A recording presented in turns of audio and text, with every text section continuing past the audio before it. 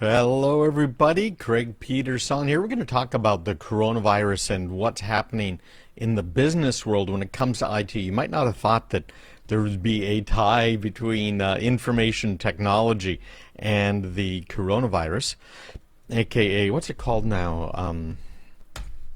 Of course, I can't remember what I need to know.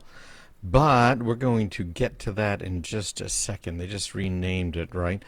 And we are going to be joined by our radio audience, but you guys ask questions right here on Facebook, so welcome, welcome.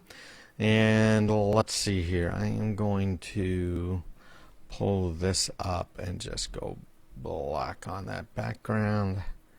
Gibberish is not what I meant to do. Hold on one sec. That's what happens when you're live, right? There you go. Blacked out the wrong thing. Okay, so let's get right down to it. Here comes the radio audience right about now. Hey, welcome back. Craig Peterson here, WGAN, online at craigpeterson.com. Of course, on Facebook as well. Facebook Live. You can ask questions there. You can watch this whole show as it unfurls. And you'll find me there. You can ask questions almost any time as well, as we try and keep you up to date on what is happening out there in the world. Well, you might not have thought of coronavirus as anything more than just a piece of nastiness, right? A virus. I know some people are saying, well, you know, we haven't had as many deaths from the coronavirus, also known as COVID-19. I was trying to remember the name a little earlier.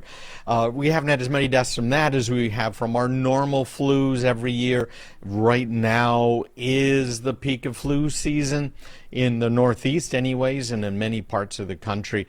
And what is there to worry about, right? Is it really going to hit us? It seems to be slowing down. We really don't have a whole lot of information from our socialist friends in China. Like most socialist governments, they play things very close to the chest. They don't want people to know what's really happening, including their own citizens. But we have some new fears now, and this is a great little article that I have found over on Dark Reading. And it's pointing out some of the security challenges that we're facing because of the whole coronavirus thing. Everybody's heard about it. Everybody's scared of it. And when you get right down to it, you're watching me right now, listening to me talking about the coronavirus, because it is an interesting thing to understand. But here's the InfoSec problem, the information security problem that I'm seeing right now. One of them is what's called phishing. You know what that is by now. Smishing, which is where you get a SMS or a text message that's trying to get you to do something. And I've seen so many people respond to these. I've gotten them in my email. Hey, click here. We've got this great map. You can track the coronavirus, seeing how it's spreading in your state, etc. Many of those are absolutely fake. So let's start with that and just point out, I'm going to put this right now here in the Facebook Live. So to get info on the coronavirus itself, get info on COVID-19, go to https://cdc.gov. Okay, that's where you should go if you want to get good information on the coronavirus. And CDC has not only maps of where the coronavirus is hitting right now, but the CDC also has information about general flu viruses this time of year or other outbreaks of different diseases, what's happening where. cdc.gov. Now, I've seen some fake stuff like cdc-gov.org, just all kinds of fake stuff. So that's the first part here, the phishing side. We've got to make sure that all of our employees, all of our family, all of our friends know not to click on any of those links, just like normal, okay? Don't click on them. But people do.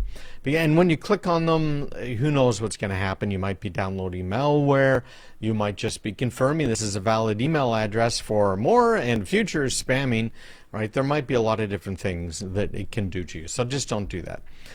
The next one I think that's very interesting is something most businesses have not addressed. What would happen if maybe COVID-19, maybe something else, actually becomes a pandemic? Or what if it's not even a pandemic? What if you have an office with 5 or 10 people in it and everybody comes down with the flu or cold at the same time? Have you prepared for a business continuity challenge? And it isn't just what might happen if you're sick. It might also be a little bit further than that. What might happen if the business burns down, or there's flooding, or no one can get into the office for a day or two because of some natural disaster? Maybe it's just a real nasty ice storm like we had here, a decade ago, where there were portions of New England that had no power for 6 weeks in the middle of winter. That's a very, very big deal. What would your business do? Most people really haven't had a good hard look at business continuity, just in general, although we really should. And when we've got the cyber attackers coming after us, it also brings to mind what would happen if they got through and, let's say, it was a version of ransomware that encrypted all of your data or deleted all of your data and demanded a ransom.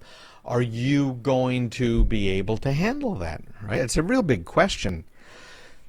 Will you be able to continue? Will your IT people be able to continue? Whether they're outsourced or in-house. How about your security operations people? This could be a very big problem.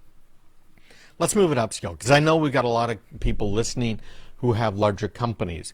Maybe a 200-person company. Maybe something bigger. It would be interesting to know. You can just drop it in the channel. I'd like to know a little bit. But if you've got 200 people working in one building and it's a contagious virus that's getting spread, the odds are pretty darn good that 10 to 50% of your workforce are going to be nailed with that bug. Okay.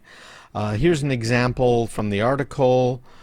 If it's something that might be pandemic, there's a very good chance the government's going to quarantine everybody anyways, whether the people get sick or not, okay?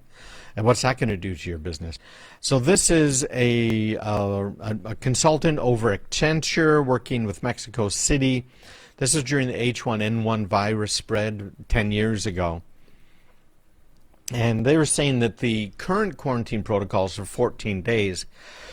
So think about that. What happens if your business, if your employees are out for 14 days? If you've got a large outsourced facility, your security management, any facility with a large number of people in it, you probably don't want to bring 100 people together and put them in a small room unless you yourself have evidence that none of them have been affected. And the second part of the challenge is they may not be able to get there or even want to get there. So this is the business continuity side. Can your business continue if there is a spread of these types of diseases? This could be very big. Some Indian businesses have reported, according to Dark Reading, they've reported disruptions because of stoppages in shipments from China. They've got 45,000 plus now. I don't know what the number is, confirmed infections, over 1,000 deaths. So if part of your supply chain now is affected, in this case with the COVID-19, of course most businesses are worried about the supply chain from China. But if you have parts being manufactured anywhere in the world, many businesses are starting to move, or if they haven't already, their supply chain manufacturing, the low-cost components from China to Indonesia to all kinds of places in Southeast Asia. What happens if that goes away too? And then with all of the phishing that's going on, it can get to be a very big problem. Proofpoint, as well as Cisco Telos, has reported messages purporting to provide tips for virus protection. They appeared to be sent not only by official government organizations, but by the own businesses itself, upper management. So there's an example of spear phishing, going after a specific company. Messages were used to steal credentials, drop malware like Imhotep, and in lure specifically targeting manufacturing and shipping industries, the NanoCore remote access software. These are backdoors like the kind I've talked about on the show that we have found in businesses before. backdoors put in there by China or Iran now has become a big player in all of this. So very, very big problems. Hey, if you have joined me on Facebook for the Facebook Live, welcome, welcome. I appreciate the comments. I like seeing the thumbs up, so please do give that to me. Otherwise, you can find me online at craigpeterson.com. I post all of everything we talk about every week right there, craigpeterson.com, and I started sharing videos and other things as well on YouTube and a little bit more on Facebook. When we come back after the break, we got more to talk about. Next up, we're going to talk about these 500 Chrome extensions that have been secretly uploading people's information. How's that for a scary thing? So stick around, because we'll be right back. If you are on Facebook Live, we're going to end this Facebook Live and start another one with our new topic in about 5 minutes. On the radio, we'll be back even quicker than that, so stick around. All right, Facebook Live people, keep an eye out. I'll be right back in about 5 minutes. Got to get everything set up. These Facebook Lives take a little bit of while to set up. I don't know, maybe I should just do one big long one, but I just hate the idle time in the middle. I have to think of something to do for that, so we'll be right back.